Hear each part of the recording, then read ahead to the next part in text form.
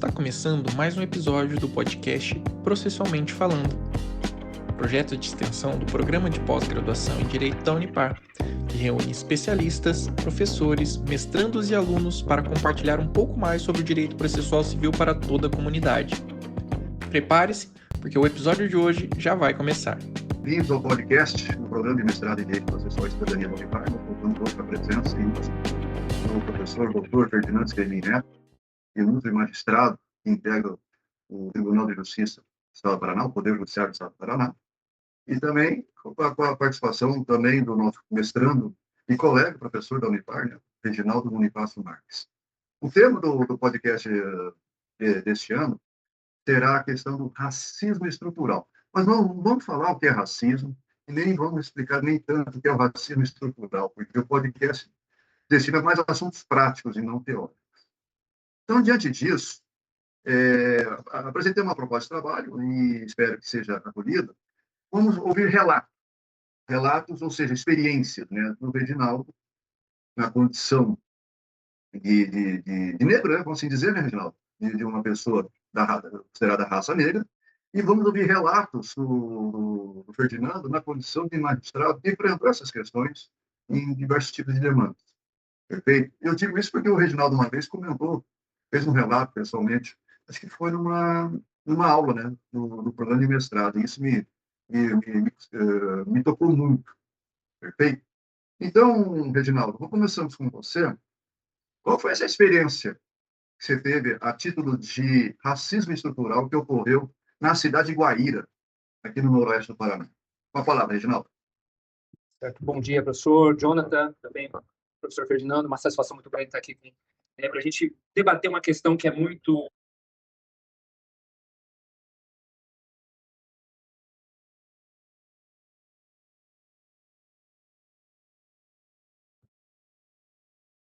Reginaldo. Oi, Reginaldo. Você falou debater uma questão, aí ficou em silêncio. Tá. Será que você clicou o mute? Então, com a palavra, Reginaldo. Está escutando agora, professor? Bacana. Então, nós estamos dentro dessas questões voltadas ao racismo, principalmente as questões estruturais desse racismo em si, ao que a gente chama, ou até mesmo a gente percebe, principalmente nessas regiões que nós vivemos aqui mais para o sul, a gente tem muito essas questões do negro em si, e dessa visão do negro muitas vezes estereotipada ou até mesmo voltada para essa marginalização do negro em si.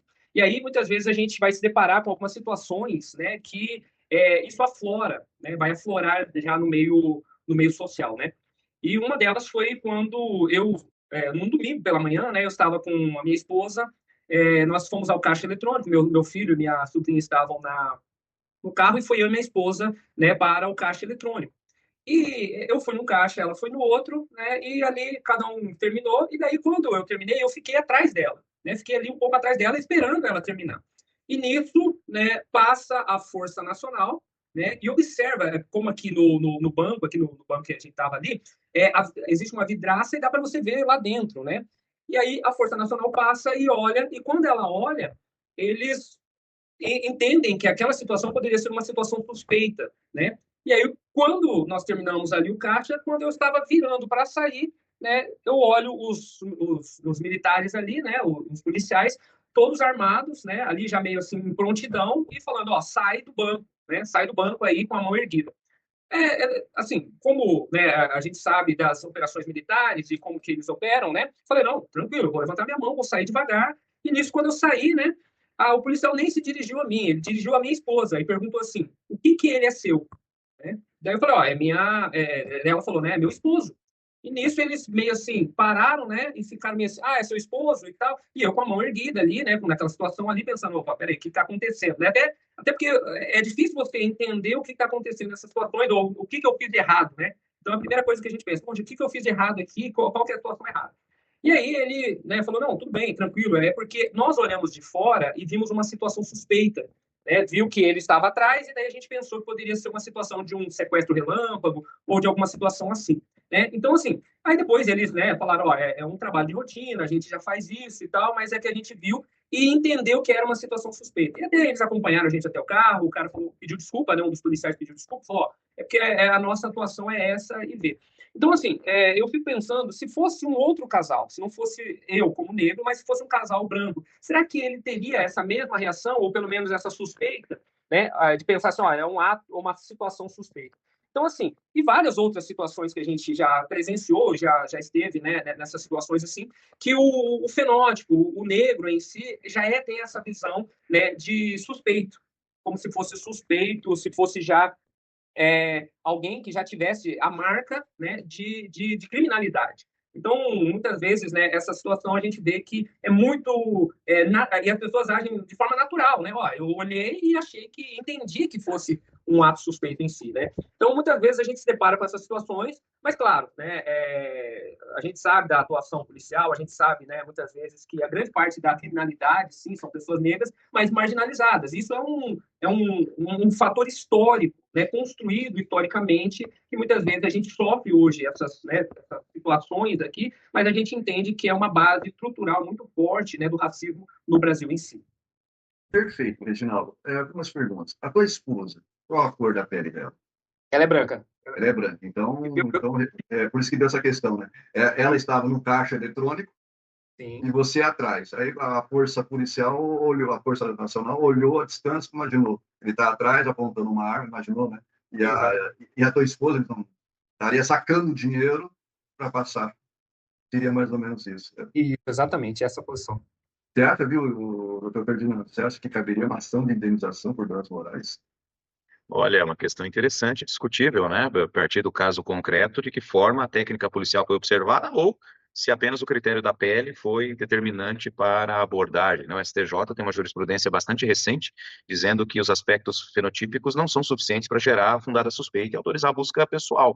Então, se houver a quebra ali da técnica do direito e da técnica da abordagem, sim, é possível, em tese, nós pensarmos em alguma questão indenizatória em razão de uma prática inadequada do ponto de vista da técnica policial, né? A polícia atua independentemente de qualquer aspecto de cor, de raça e sim de dados concretos, né? Então, evidentemente que quando o trabalho policial ele destoa da legalidade, sim, o Estado pode ser chamado a responder, inclusive de maneira objetiva, independentemente de dolo ou culpa do agente. É interessante que se for qualquer pessoa ou duas pessoas que estejam no caixa eletrônico, um manuseando, o outro do lado ou atrás, for atitude suspeita, meu Deus do céu, vai ser um caos nas agências bancárias, perfeito? E então é interessante que só aconteceu nessa situação, né? Reginaldo, havia outras pessoas no interior lá da agência bancária, só vocês? Só estava eu e minha esposa. Era um domingo de manhã, a gente estava indo para o Paraguai, ia pegar dinheiro para ir para lá, né? Assim, naturalmente, né? Como que a pessoa faz, naturalmente ali. E nós fomos abordados, né? Nessa circunstância, assim. O senhor reside há quanto tempo em Guaíra? Aqui em Guaíra já faz desde 2000, eu vim para cá em 2006. 2006. Não, 2006 aqui, bastante conhecido aqui na região, porque eu trabalho na educação, né? Educação básica aqui, bastante conhecido, né? Conhecido de uma cidade pequena, a gente acaba sendo muito conhecido. É que a Força Nacional é composta por policiais que não são locais, né? Isso, exatamente. Se fosse a Polícia Militar, se fosse a Polícia Civil, talvez teria reconhecido, né? Provavelmente. A gente imagina a respeito.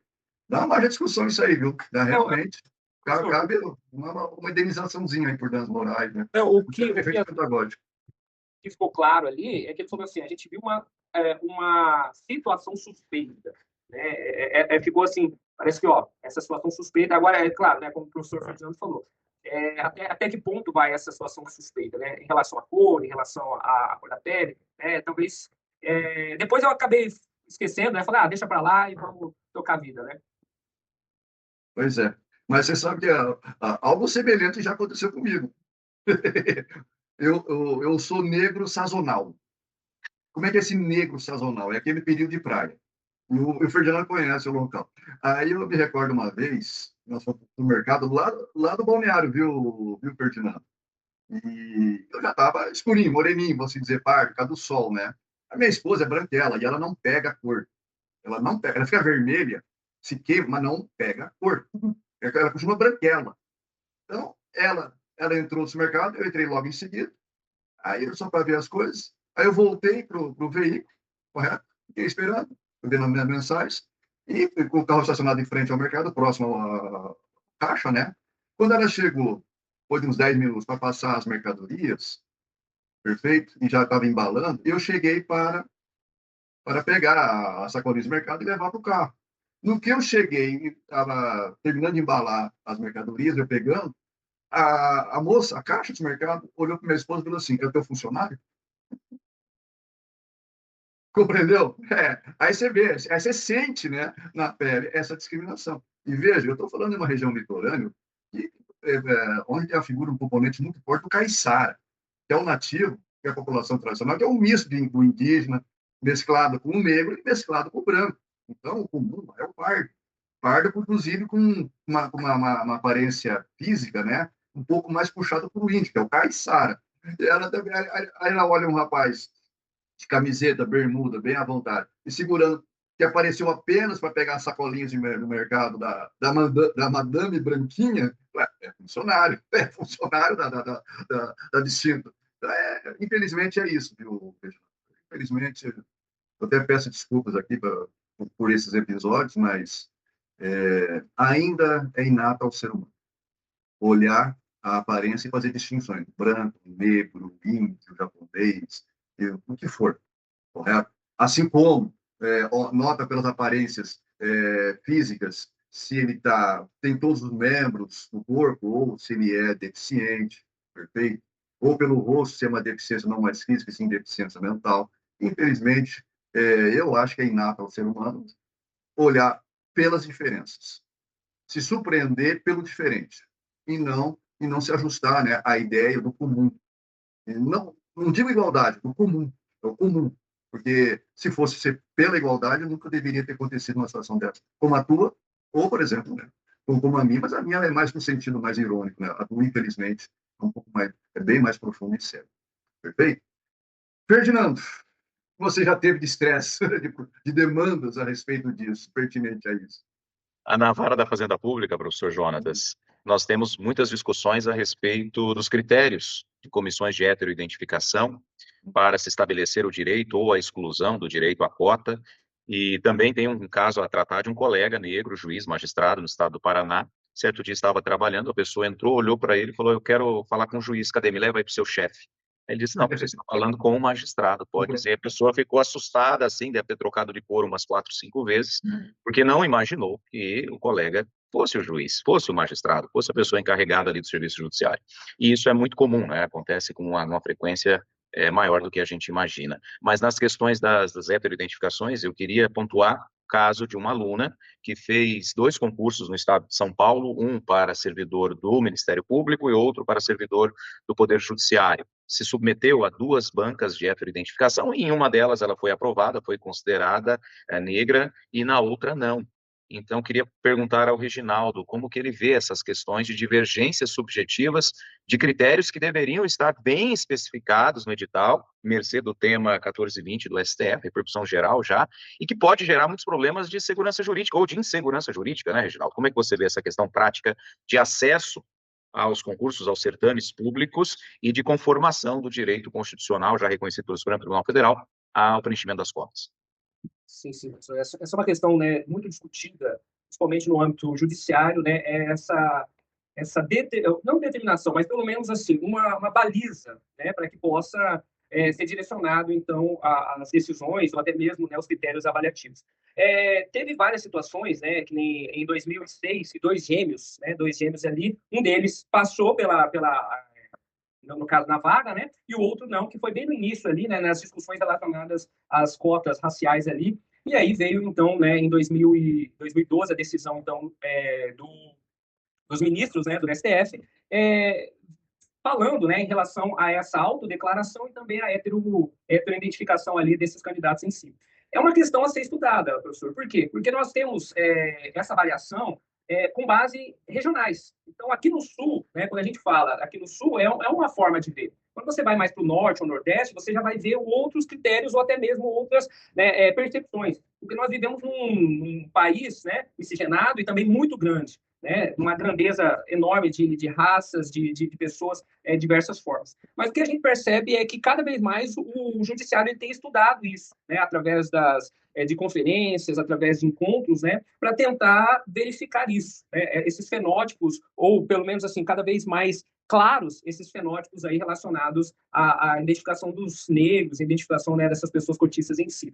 Então, o que a gente percebe ainda, né, há uma insegurança jurídica nesse ponto, né, mas o que deixa alegre, né, é que está avançando cada vez mais essas discussões, né, através do judiciário, através, né, dos órgãos de pesquisa em si, para tentar chegar num denominador, né, em relação a esses pontos aí. Mas, com certeza, professor Ferdinando, é difícil a gente pontuar, né, porque existem regiões, existem critérios fenótipos, existem várias ainda a ser amadurecido.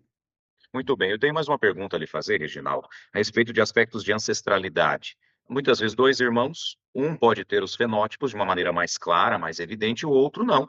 O outro, né, ter uma característica biotípica diferente. E aí, um poderia ser cotista e o outro não, tendo os mesmos pais, as mesmas origens, enfim, o mesmo DNA, vamos colocar assim. Então, você acredita, Reginaldo, seu trabalho de dissertação de mestrado trata do assunto, que a ancestralidade deveria ser considerada, ainda que como critério supletivo, adicional, ou você descarta qualquer análise da origem da pessoa? Sim, sim. Eu acredito assim, professor, que deve ter outros parâmetros além do fenótipo, né, para ser verificado. Tem algumas universidades que elas fazem um formulário, um preenchimento de formulário ali, para que o aluno ele possa falar um pouco do seu histórico, né, em relação às cotas, em relação ali, né, à sua vivência em si. Então, o que a gente percebe, né, é que a questão das cotas em si, também dessa percepção, muitas vezes, social, né, das cotas e do negro, o que a gente percebe, né, e dos estudos que eu fiz, é o seguinte, que os fenótipos, a maior parte dos fenótipos, eles são discriminatórios. Então, muitas vezes, você identifica um negro, né, e através, né, daquelas características próprias do negro, há uma discriminação em relação a ele. Então, o que eu tenho visto, tanto no judiciário quanto nos estudos que eu fiz, é que o combate a essas características. Então, olha, se nós temos, né, fenótipos para o racismo, nós precisamos usar esses mesmos fenótipos, né, para a gente combater e, pelo menos assim, dar oportunidades para essas pessoas através dessas marcas discriminatórias. Então, a mesma marca discriminatória é a mesma marca para a inclusão. É isso que eu cheguei à conclusão do meu estudo em si. Então, olhando, né, olha, grande parte da população ela é discriminada pelos seus fenótipos. Então, opa, se existem, então, esses fenótipos, né, que são discriminatórios, então, um dos critérios e parâmetros para nós incluirmos essas pessoas é através dos fenótipos. Claro que daí a gente vai ter essas distorções, né, conforme o senhor falou, né, muitas vezes pessoas gêmeas, né, esses gêmeos ali, um pai, outro não, né, e aí algumas pontualidades ali que eu acredito que precisa ser estudado e ajustado ao longo. Mas os fenótipos, né, claro, não só eles, mas um estudo mais apurado da situação daquele cotista seria o ideal, né, para a gente chegar a uma base, né, para ser um credor desses programas de inclusão social. Me parece, professor Jonatas, nós estamos ainda construindo ciência, né? Construindo teorias, o tema é novo e acho que nós ainda estamos engatinhando, não sei a sua opinião a respeito.